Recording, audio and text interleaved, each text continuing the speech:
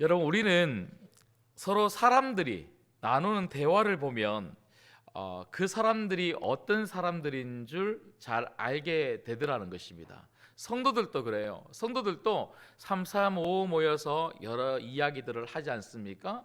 구역 안에서도 이야기하고 또 친한 사람들끼리 모여서 이야기하기도 하고 같은 팀, 같은 부서, 같은 전도에 이렇게 서로 모여서 이야기를 하는데, 그런 이야기를 가만히 들어보면 정말 이 사람이, 그리고 이 사람들이, 이 성도들이 믿음의 사람들인가, 그 믿음의 수준을 우리가 하는 말을 통해서 잘 알 수가 있더라는 것이죠. 여러분, 성도에게 있어서 그 수준은요, 제일 먼저 언어 습관에서부터 나오게 되어 있습니다. 왜냐하면 언어라는 것은요, 말이라는 것은 우리의 그동안의 생각이 담겨서 나오는 것이 바로 말입니다. 그래서 여러분, 정말 여러분의 언어 속에, 여러분의 말 속에, 그리고 여러분의 대화 속에 믿음의 수준이 높이 높이 드러날 수 있기를 주님의 이름으로 축복합니다.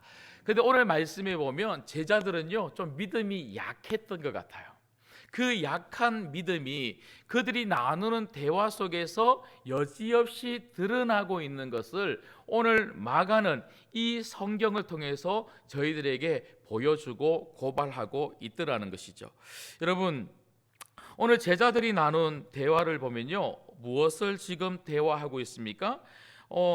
저희가 읽었던 말씀을 보면, 자, 34절 말씀을 자 보시죠. 같이 읽겠습니다. 시작.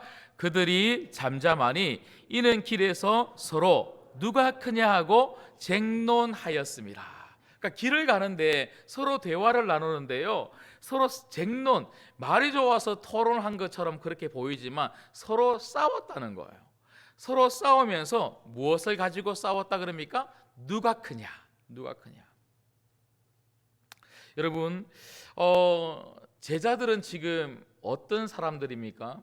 예수님의 제자들은요, 저희가 마가복음을 통해서 계속 살펴보고 있는 것처럼 예수님을 따라다니면서 얼마나 많은 것들을 보고 배운 사람들인지 모릅니다. 지금 이 마가복음 9장에 나오고 있는 제자들은요, 그냥 금방 예수님이 부른 그런 금방 예수님 제자가 된 그런 사람들이 아니라 아주 예수님을 많이 따라다니면서 예수님께서 베푸시는 수많은 이적과 기적을 눈으로 보고 있었던 그런 사람들이었어요. 여러분, 지금까지 말씀을 들었던 것처럼 이 제자들은요, 오병이어의 사건을 눈으로 직접 경험했습니다. 귀 먹고 말 못하는 사람이 귀가 들리고 말을 하는 것을 그들은 보았습니다. 우리가 마가복음 9장 첫 부분을 통하여 우리가 보았던 것처럼 이 제자들은요, 변화산 사건, 예수님이 영광스러운 광채로 변화되는 것을 직접 눈으로 보았던 그 제자들이었습니다. 그리고 귀신이 떠나가는 것을 이들은 목격한 사람들이 바로 제자들이었습니다. 이렇게 수많은 예수님께서 가르치는 가르침을 들었고 예수님께서 베푸시는 수많은 역사를 보았다면 이 사람들은요, 굉장한 믿음의 사람이 되어야 하는 것이죠.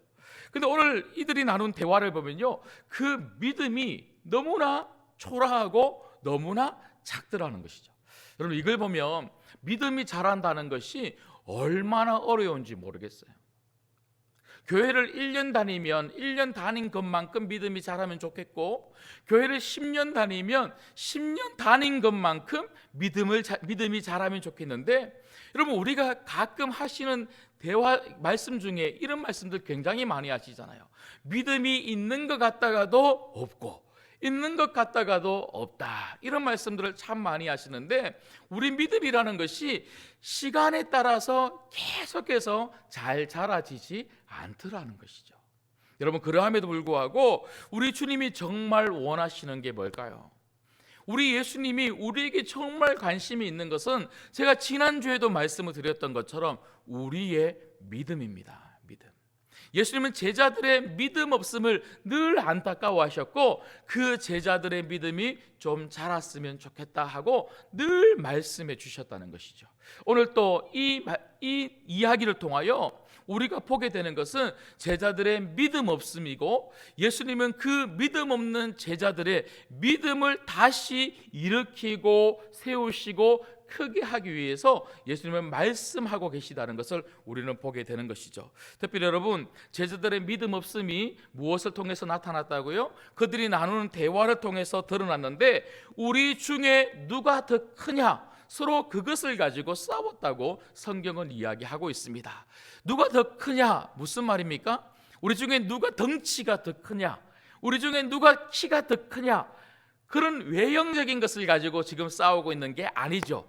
여기 크냐라고 하는 이 내용은 여러분들이 짐작하고 있는 것처럼 우리 중에 누가 더 똑똑하냐? 우리 중에 누가 학벌이 좋으냐?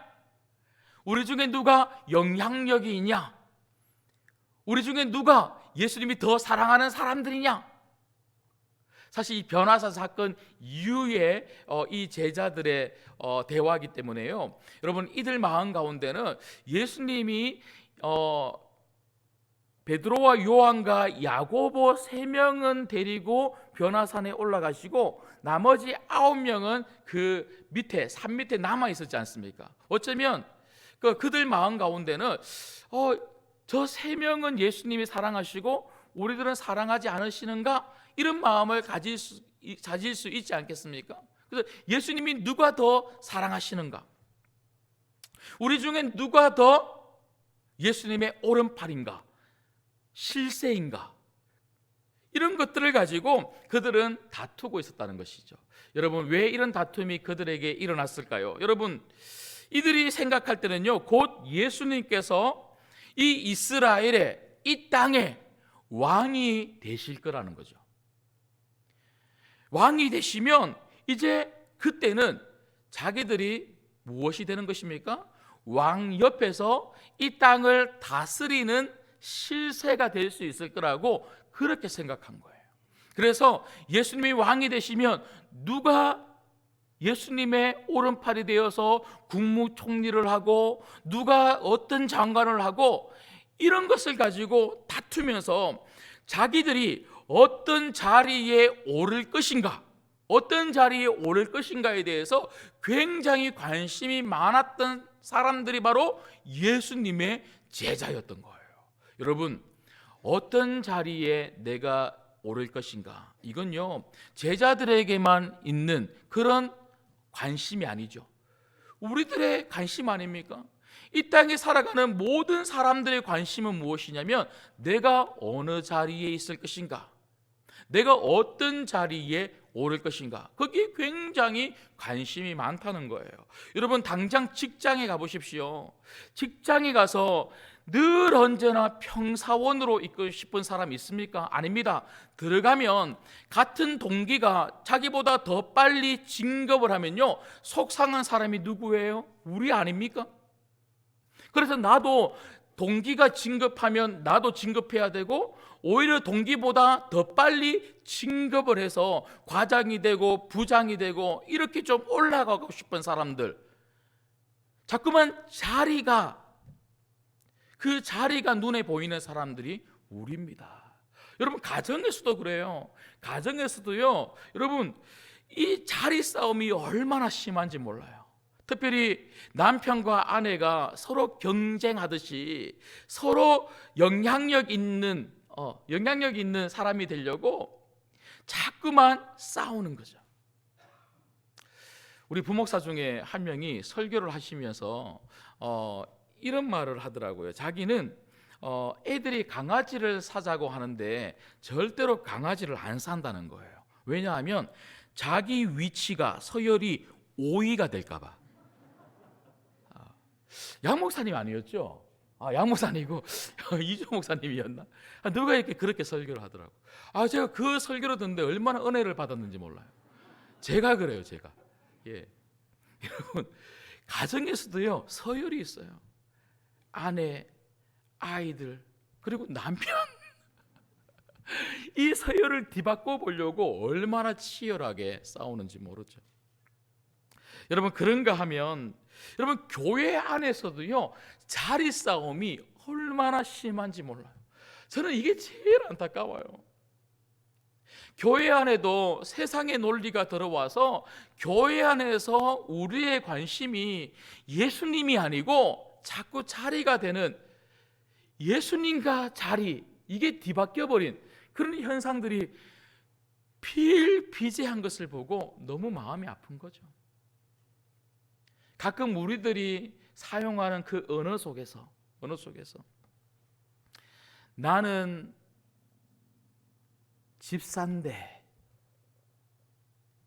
나는 안수 집사인데, 나는 목사인데, 나는 권사인데, 여러분 혹시라도 이런 말들을 우리가 쓰고 있지는 않습니까? 아니, 그런 말을 안 한다 할지라도 우리 마음속에 혹시 그런 마음이 있지는 않습니까? 어떤 분들은요, 이렇게 말씀하셔요. 목사님, 왜 내 이름이 뒤에 있습니까? 제가 저 사람보다 먼저 직분 받았어요. 이렇게 말씀하시는 분 계시더라고요. 그래서 여러분, 주보를 할 때 주보에 제일 신경 쓰는 게 뭔 줄 아세요? 서열이에요. 혹시 그게 틀릴까 봐, 사람 이름 다르게 나갈까 봐. 제가 우리 부교육자들한테 성도들 이름 틀리면 안 된다, 그리고 직분 받은 서열 중요하게 생각하시니까 잘 넣어라. 제가 부교육자 시절부터 제일 많이 성도님들로부터 들었던 말 중에 바로 하나가 그거였기 때문에 그래요. 그래서 어떤 모임에 가거나 어떤 부서에 가거나 어떤 팀에 가면요, 아니, 집사님은 우리 교회 언제 등록했어요? 나는 90년대 등록했어요. 2000년대 등록한 사람은요, 90년대 등록한 사람하고 대화하기가 어려운 거예요. 까마득한 후배라는 거죠. 부서에 가면 나는 우리 부서에서 12년 차야. 1년 차, 2년 차, 3년 차, 교사도 연차를 가지고 서로 자리 다툼하는. 우리 교회는 안 그런 줄 믿습니다. 예. 그러면 안 되는 거죠.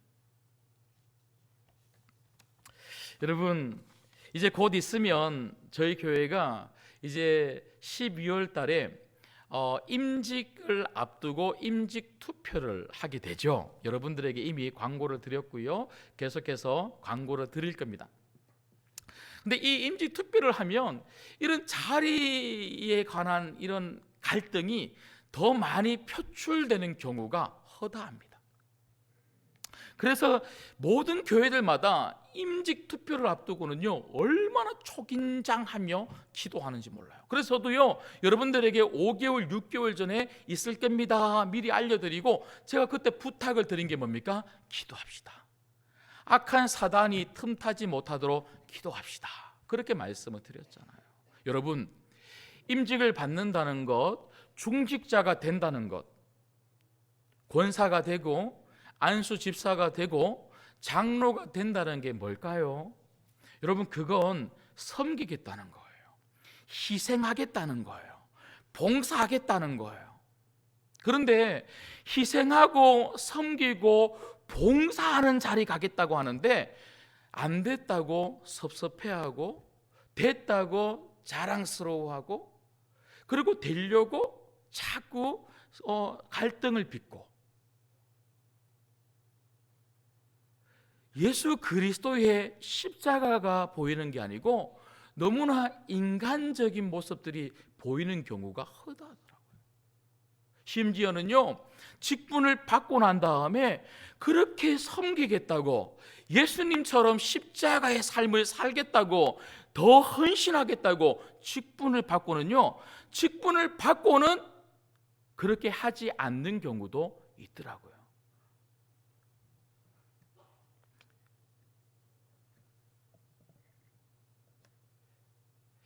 직분을 단지 위치로 생각하는 거죠.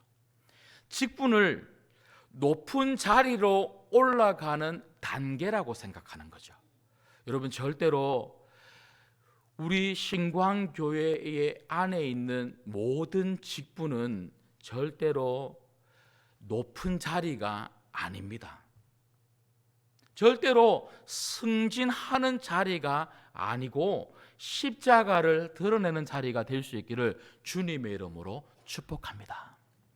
여러분, 제가 몇 가지 이렇게 말씀을 드렸던 것처럼 우리가 자꾸 첫째가 되려고 하고, 우리가 자꾸 자리 다툼을 하려고 하고, 자리에 너무 많은 관심을 가지고 사람들하고 과도하게 경쟁하려고 하니까요, 밖에서도 문제가 생기고 가정에서도 문제가 생기고 교회 안에서 더더욱 큰 문제가 자꾸 발생하게 되더라는 거죠. 그러면 어떻게 하면 우리가 더 크냐, 이 제자들이 논쟁하며 싸웠던 이 주제, 더 크냐라고 하는 이 주제에 사로잡혀서 과도한 경쟁으로 문제를 야기시키는 성도들이 아니라 어떻게 하면 이 경제심에서 벗어나 자유롭게 그리스도 예수의 십자가를 드러내는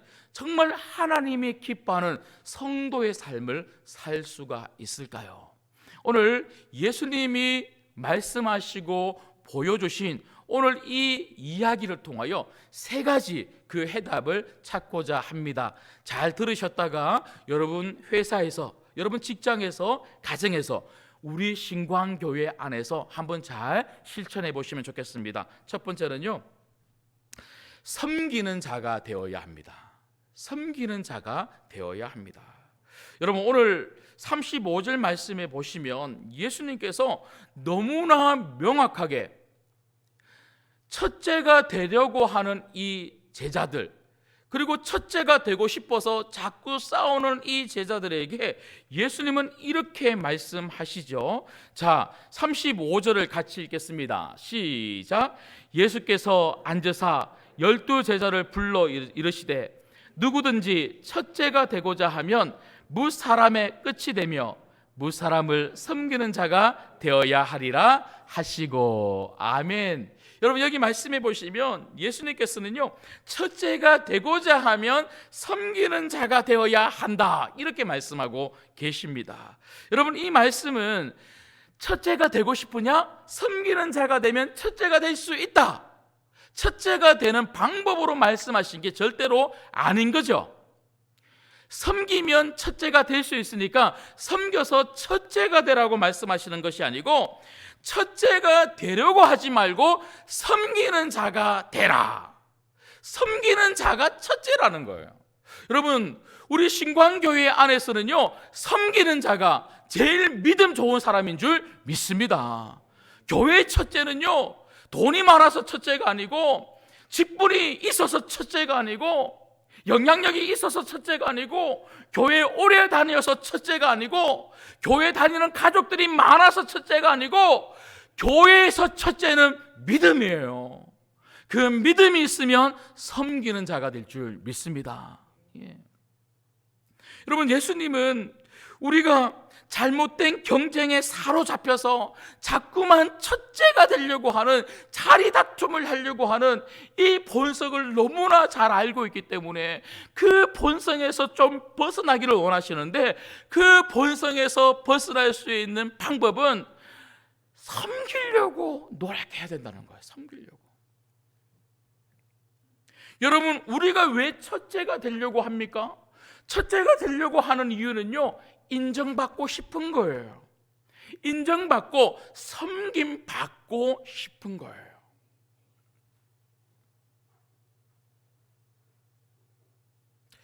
그래서 교회 안에서 우리가 생각하는 그 자리로 올라가면 사람들로부터 내가 인정받았고, 내가 그 자리에 올라가지 못하면 사람들이 나를 인정해주지 않는다고 생각하고 자존심 상해하고 섭섭해하는 거죠.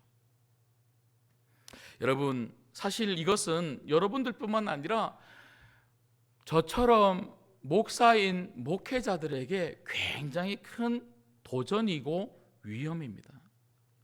여러분, 목회자, 이 목사들의 모임에 가보면요, 이런 부분에 대해서 참 약한 것을 보게 됩니다. 저 역시도 그렇습니다.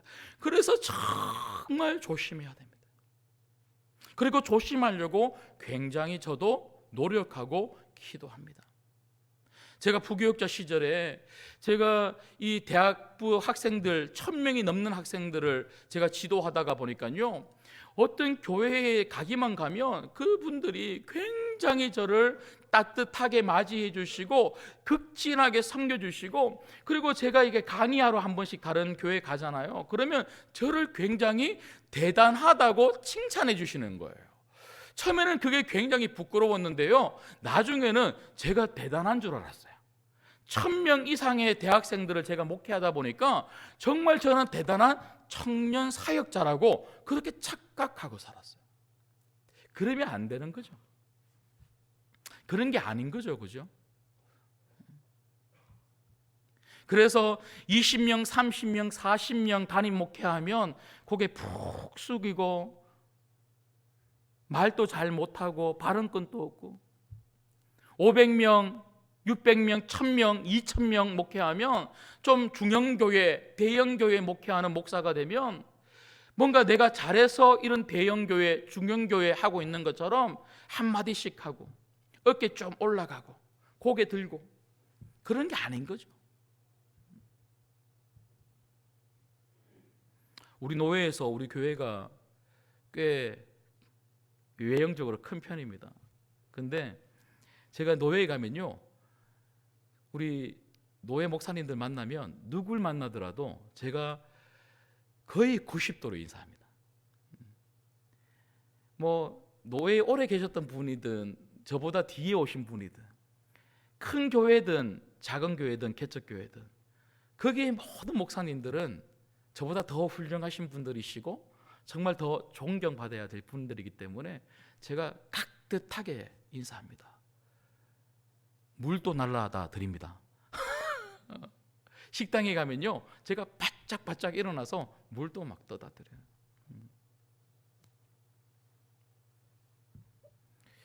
여러분 잘 아시는 것처럼 마귀는 예수님께서 40일 동안 금식하며 기도하시는 그 장소에 나타나서 예수님을 시험했죠.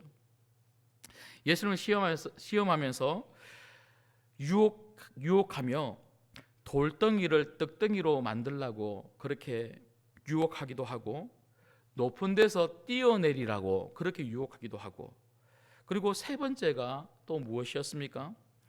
천하만국을 보여주면서 그 악한 사탄 마귀에게 절하면 이 모든 것을 예수님에게 주시겠다고 유혹하는 거예요.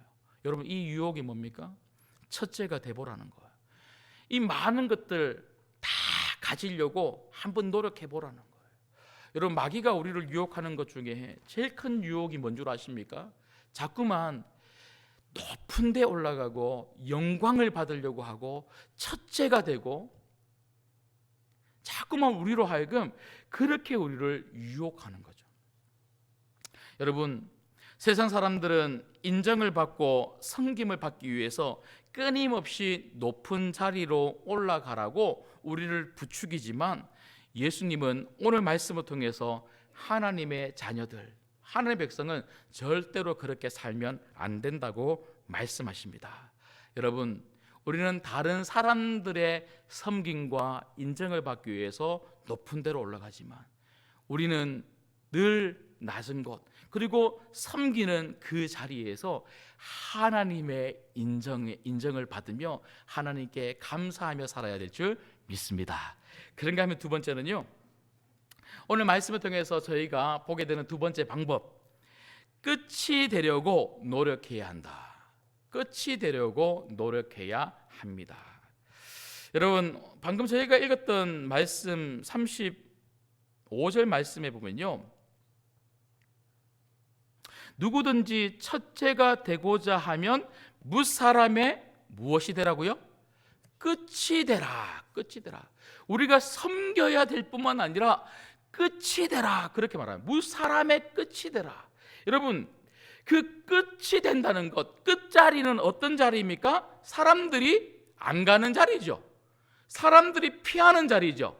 사람들이 가고 싶어 하지 않는, 선호하지 않는 자리가 가장자리, 끝자리입니다. 끝자리. 사람들은요, 변방으로 가고 싶어 하지 않는 거예요. 사람들은 늘 중앙으로 오고 싶어 하는 거죠. 편한 곳에 오고 싶어 하는 거죠. 돋보이는 곳에 오고 싶어 하는 거죠. 좀 폼이 나는 곳에 오고 싶어 하는 것이 바로 사람인 거죠. 변방에서 누구도 알아주지 않는 곳에서 묵묵하게 있고 싶어 하는 사람 별로 없는 거죠. 그런데 예수님은요, 중앙으로 오려고 하지 말고, 앞서 달리려고 하지 말고, 끝자리에 한번 있어 보려고, 끝자리로 가보려고 노력하라고 이야기합니다. 왜 그렇죠? 예수님이 바로 그런 분이기 때문에 그런 거죠. 여러분, 예수님은요, 올라가려고 노력하신 분이 아니라 내려오려고 노력하신 분이 예수님이세요. 그분은 이 더럽고 더러운 이 땅에 육신의 몸을 입고 내려오셨습니다. 내려오셨을 뿐만 아니라 정말 누구도 가고 싶어 하지 않는 자리, 십자가의 자리까지, 그 끝자리로 가신 분이 바로 예수님이신 거죠. 여러분, 우리가 예수님을 믿고 나면 우리의 신분이 뭐가 됩니까? 예수님의 종이 됩니다. 여러분, 종은요, 종의 자리가 편해야 되는 거죠. 종은 어떤 사람입니까? 시키는 대로 그 말씀에 순종하는, 주인이 시키는 대로 순종하는 사람이 바로 종이에요. 그리고 늘 낮은 자리에 있는, 끝자리에 있는 사람이 종이에요. 그러면 끝자리가 편해야 되는 거죠. 여러분, 제가 여러분들에게 한번 물어보고 싶습니다. 끝자리가 편하세요? 중앙이 편하세요? 여러분, 우리는 끝자리가 편해야 되는 거예요. 그런데 자꾸만 우리는 끝자리가 불편하고 자꾸 중앙으로 가고 싶은, 뭐가 되고 싶은 겁니까? 주인이 되고 싶은 거죠. 그래서 여러분, 교회 안에는 끝자리가 편한 종들이 많아야 되는데, 여러분, 종들이 많은 교회는요, 얼마나 은혜로운 교회인지 몰라요. 종들이 많은 교회는요, 교회 구석구석이 섬기는 사람들, 그리고 끝자리에서 정말 자신의 역할을 묵묵하게 감당하는 사람들, 그런 사람들로 인해서 교회가 얼마나 은혜롭고 말이 없고 평안하고 얼마나 행복하고 건강한 교회가 되는지 몰라요. 그런데 여러분, 잘 싸우는 교회, 오늘 제자들처럼 자꾸 논쟁하고 토론하고 자꾸 부딪히고 싸우는 교회, 어떤 교회인 줄 아십니까? 주인이 많은 교회예요. 자꾸 중앙으로 나오고 싶어하고 자기 말을 하고 싶어하고 자기 의견을 드러내고 싶어하고 내 생각대로 교회를 이끌어가고 싶어하는 주인이 많은 교회, 그런 교회는 자꾸 싸워. 그런 부서는 자꾸 싸워요. 그런 전도회는 자꾸 싸워요.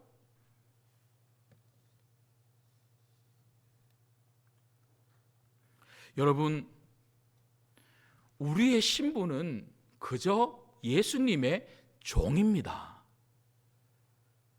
종은 종처럼 살아야 되는 거예요. 내 입으로는 예수님, 저는 예수님의 종이고 예수님은 주인이십니다, 이렇게 고백하면서 자꾸 주인처럼 높이 오르려고 하고 그 자리에 가려고만 한다면, 첫째가 되려고 한다면, 좀 폼나게 그렇게 예수님 믿고 싶어하고, 여러분, 폼나게 예수님 믿고 싶은 거 없어요. 종이 무슨 폼이 있어요? 직분을 받으면 좀 폼이 납니까?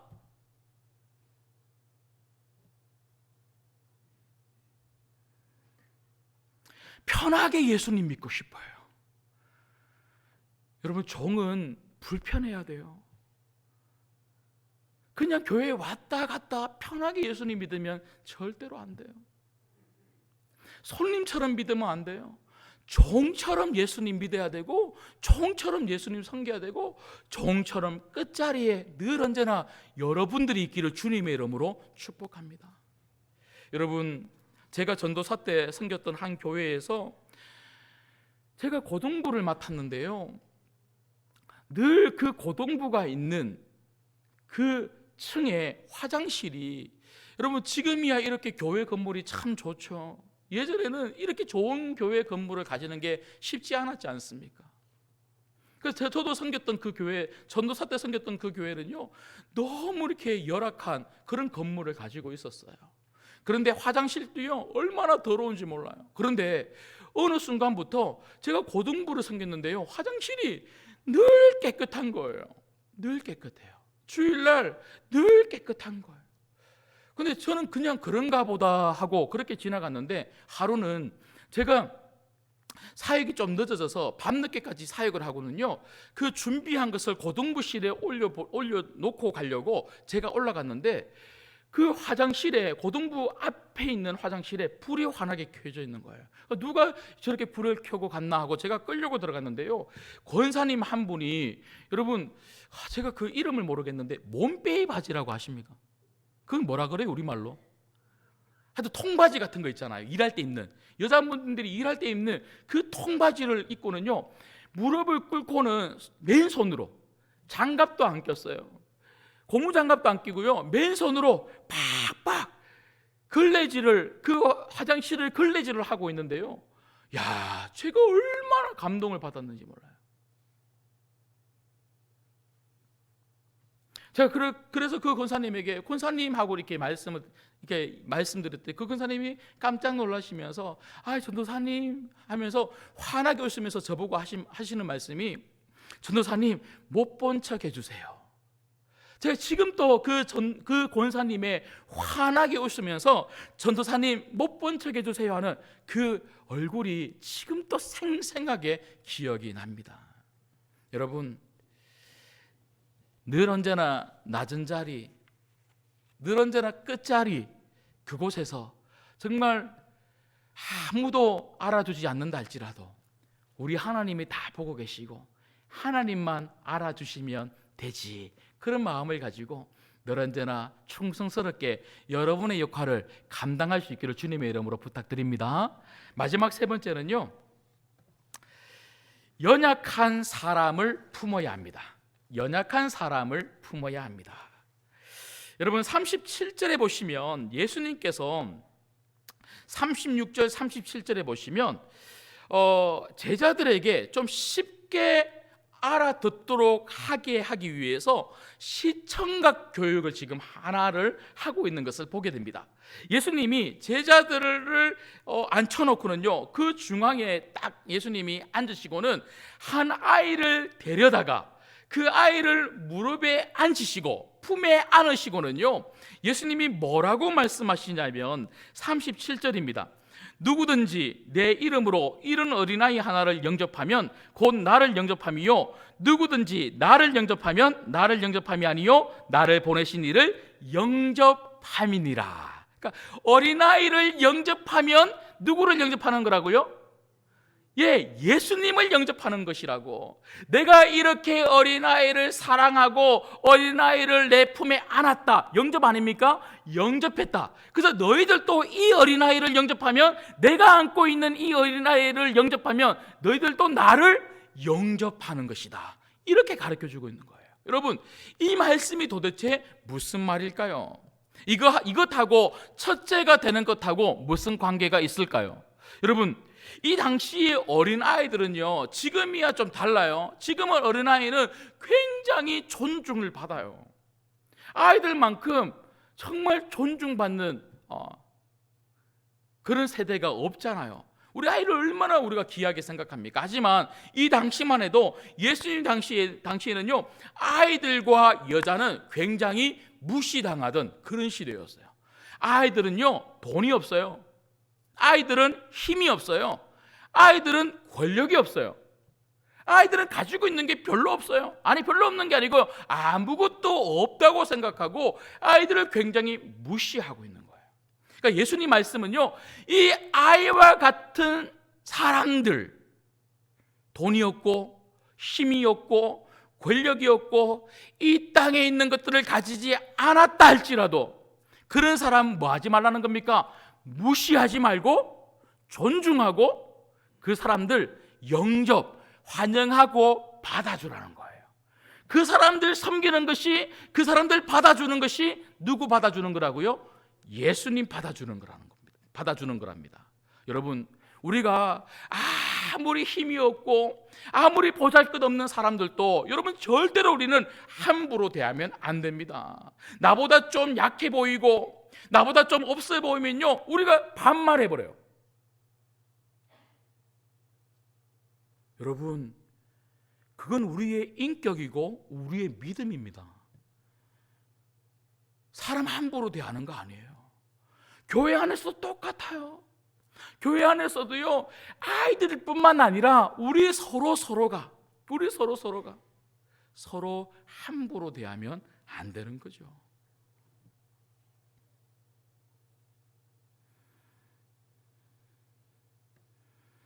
여러분, 우리가 함부로 대할 뿐만 아니라 오늘 예수님이 말씀하고 있는 것처럼 우리는 모든 사람들을 정말 죽게 하듯 정말 사랑하고 섬기고 그 사람을 영접해야 됩니다. 여러분, 예수님은 늘 가난한 자들에게 찾아가셨어요. 예수님은 늘 죄인들, 세리들의 집에 찾아가셔서 그들을 영접, 받아주고 그들과 함께 식사하셨어요. 예수님은요, 창기와 대화하시고 창기도 구원해 주신 분이 바로 예수님이십니다. 예수님은요, 정말 어렵고 힘든 예수님이 필요한 자들에게 예수님은 주저함 없이 그들에게 찾아가셨어요. 여러분, 저는 우리 신광교회 모든 성도님들이 이렇게 될 수 있기를 주님의 이름으로 축복합니다. 교회 안에서뿐만 아니라 교회 밖에서 여러분의 시선이, 여러분의 발걸음이, 여러분의 손이 정말 머물러 있어야 할 것은요, 소외되고 무시당하고 힘이 없고 권력이 없는 사람들입니다. 그런 사람들을 짓밟으려고 하지 말고, 세상은요, 그런 사람들 짓밟아서 한 명 한 명 짓밟아서 더 높은 곳으로 가려고 하는데, 성도들은요 다른 방향으로 가야 되는 거죠. 그 사람들 사랑하고 섬기고 영접하면서 우리는 끊임없이 높은 곳으로 가려고 하는 것이 아니라 낮은 곳으로 가려고 하는 거죠. 성도는 다른 방향으로 살아야 될 줄 믿습니다. 여러분, 우리는 나를 돋보이게 하려고 하는 사람들하고 자꾸 움직이려고 해요. 우리는 나에게 유익을 주는 사람들하고 모임을 같이 하려고 해요. 교회도 비슷한 것 같아요. 교회도요, 나한테 좀 도움이 되는 사람들 자꾸 모으고 모아서 모임을 결성하려고 해요. 여러분, 틀린 거예요. 여러분, 정말 저는 담임 목사로 여러분들에게 정말 마음을 담아서 권면합니다. 틀린 거예요. 교회는 그런 공동체가 절대로 아닌 거죠. 교회는 누구도 함께 할 수 있어야 되는 거죠. 오히려 힘이 없고 새롭게 왔고 교회에 오래 다니지 못하고, 그리고 교회에 와서 사람들이 별로 환영해 주지 못하는 그런 불편한 그런 가정의 환경, 그런 자신의 환경을 가지고 있는 사람들이라 할지라도 오히려 그런 사람들을 우리의 모임 속으로 끌어들이고 우리의 구역으로 데리고 나오고 함께 할 수 있는 공동체, 그 공동체가 바로 교회입니다. 우리 신광교회가 그렇게 되기를 주님의 이름으로 축복합니다. 말씀을 맺겠습니다. 네덜란드 출신의 영성신학자로 굉장히 유명하죠. 헨리 나우엔. 이 헨리 나우엔 이분께서 어느 날 하버드 대학 교수로 있다가 정말 잘 나가고 있을 때, 그때 정신지체 장애자들이 함께 모여 사는 공동체가 있었는데, 캐나다 토론토의 라르쉬 공동체라는 곳에 그분이 갑자기 하버드 대학교에 사직서를 내고 이곳으로 봉사하러 떠나신 거예요. 그때 수많은 사람들이 왜 하버드 대학교 교수를 그만두고 그렇게 가느냐, 그렇게 봉사하고 싶으면 뭐 방학 기간에 하든가 일주일에 한 번씩 하든가 그렇게 하면 되지 왜 그렇게 다 던져버리고 가느냐, 이렇게 물어봤어요.